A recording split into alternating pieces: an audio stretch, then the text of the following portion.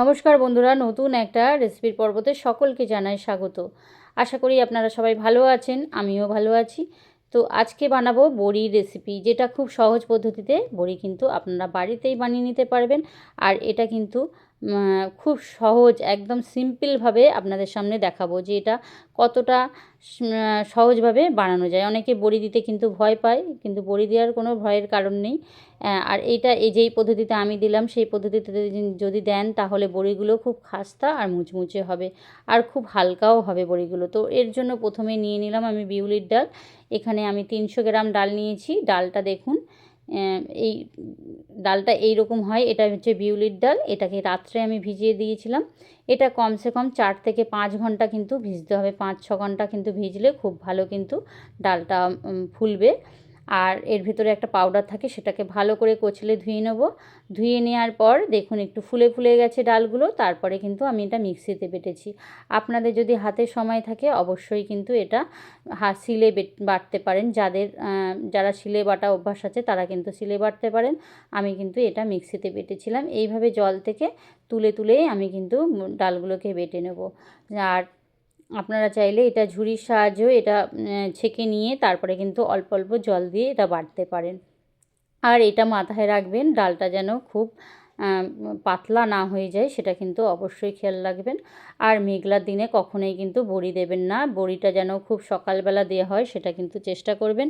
প্রথমে সকালের যেই রোদটা, মিষ্টি রোদটা যদি বড়ির গায়ে লাগে তাহলে কিন্তু খুব ভালো মুচমুচে খাস্তা বড়ি হবে।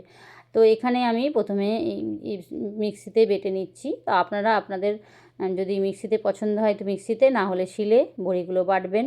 তো এবার দেখুন বাটাটা আমি কীরকম করেছি। দেখুন একদম খামতা, মানে একটা কি বলবো, ব্যাটার টাইপের যেই হয় শক্ত শক্ত, সেটা কিন্তু হবে। এটা কিন্তু এখনও দানা দানা হয়ে আছে দেখলাম আমি।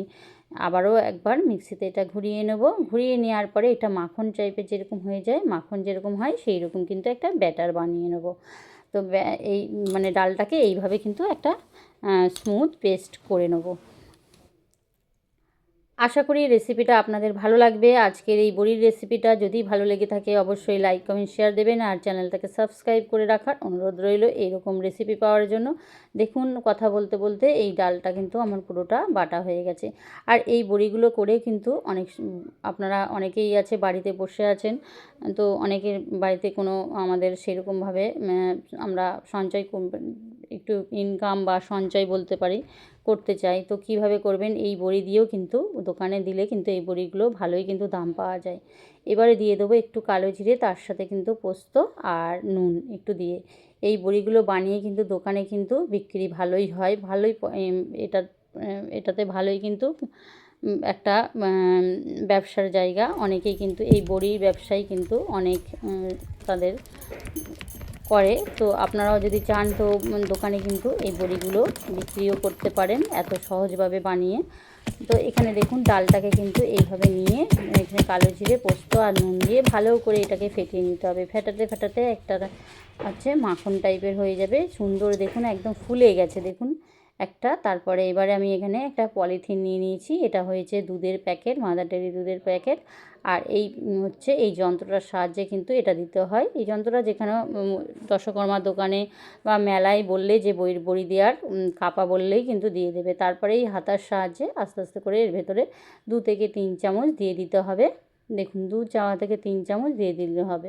তারপরে মিষ্টি, সকালে যেই রোদটা আছে সেই রোদে কিন্তু একটা কাপড় পেতে দিয়েছিলাম। কাপড় পেতে দিয়ে তার উপরে একটা জাল দিয়ে দিয়েছিলাম। এই জালগুলো যে কোনো দোকানেই কিন্তু পাওয়া যায়। জাল দোকানে গেলে বললেই যে বড়ি দেওয়ার জাল বললে একটু কেটে দিয়ে দেবে, বেশি দামও না। তারপরে এই জালের ওপরে দিতে পারেন বা কুলোর ওপরে দিতে পারেন। যে কোনো ঝাঁঝরি, যেই বেতের যে ঝাঁঝরিগুলো আছে ওর ওপরে দেওয়া যায়।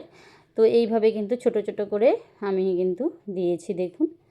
তো আপনাদের পছন্দসই যেইটাই আপনাদের সুবিধা হবে বড়ি দেওয়ার জায়গা সেটাই আপনারা দেবেন। আমার এরকম কাপড় পেতে জালের ওপরে দিতে কিন্তু আমার সুবিধা হয়, অনেকটা বড়িও দেওয়া যায় আর কোনো কিছু খুব তাড়াতাড়ি শুকিয়ে যায়। তাই আমি জালের ওপরে, এটা কিন্তু একটা পরিষ্কার জাল, তো জালের ওপরে নিয়ে আমি এটা আস্তে আস্তে করে এইভাবে কিন্তু দিয়েছিলাম। আর এই বড়িগুলো দিয়েছিল আমার কাকি শাশুড়ি। আমি এই বড়িগুলো দিইনি, কারণ হচ্ছে কাকিমা বড়ি দিচ্ছিলো, আমি ভিডিওটা তুলছিলাম।